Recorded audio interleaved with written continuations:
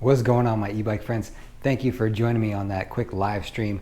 Just wanted to test it out. I'd never been live before, so I wanted to see how it worked and if it worked. And of course, my computer just couldn't hold the connection, unfortunately, and I dropped on you guys multiple times. Sorry. I'll try to get it worked out for the next one. I might try to start doing more of a regular live stream type deal because you guys had a lot of questions for me, and it was fun kind of answering them on the fly. So maybe we'll do some more of that in the future.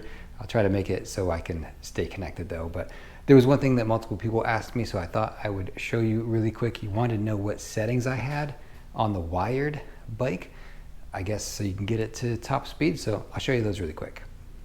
All right, so if we power this thing on, and then within like 5 seconds, you have to hit up and down.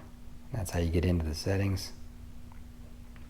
And there you go. So I changed the the speed limit up to 72 kilometers an hour, and I put the C5 setting at 10, and then you can hopefully zoom in there and see the rest. I can put a picture up on the screen too, a little bit clearer so you can read them, but those are my settings. That's how I've got this thing set, and it'll go, high 30s, close to 40 miles an hour, and pretty crazy power off the line on this wired bike. So unlock it at your own risk. It'll come to you probably shipped as class 2, and then if you take it to 28, it's going to be class 3, and then anything above that, you're not classified.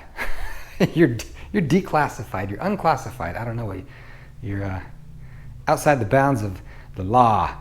I don't know, but unlock it at your own risk and wear a helmet. If you do it, I try to. I don't always wear a helmet every single time. People give me a lot of flack for that. But a lot of times I'm just doing stuff on the fly, or I'll run it up to 30 miles an hour. But if I'm doing any serious speed on something, I usually throw on my my helmet, just so I've got it. You never know. And I try to wear my gloves too, because that's going to be the first thing to hit your ground. But anyway, so let me spin this back around. The updates I was trying to give on the live stream, I got somebody coming tomorrow that's going to show me their Suranish style bike. It's the CS20 Cyclone, 5,000 watt motor in that thing.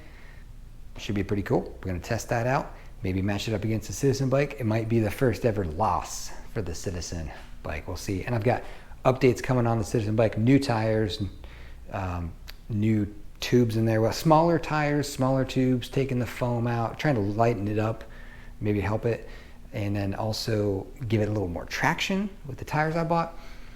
And then I'm having somebody do the shunt mod on a controller for me to hopefully give the back wheel more torque.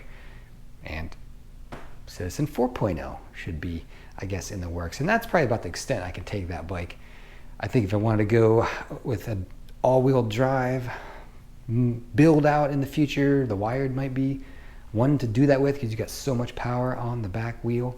But we've got other videos on the way too. Amped rides will be out Sunday.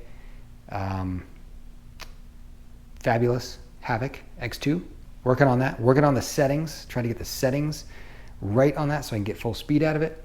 Road Warrior on the way. Hemiways, I think, sending the Rhino to look at. So a bunch of bikes to cover here in the future. Check it out. Hit subscribe so you know when I put the content out. And thanks again for joining the live stream event. I'll try to do some more of those. I had some technical difficulties with it, but that's why we do it. That's why we tried it. First ever live stream. Yeah, I dropped a couple times. Sorry about that. But I'll do more in the future. Hope you liked it. And that's it. Talk to y'all soon. Thanks.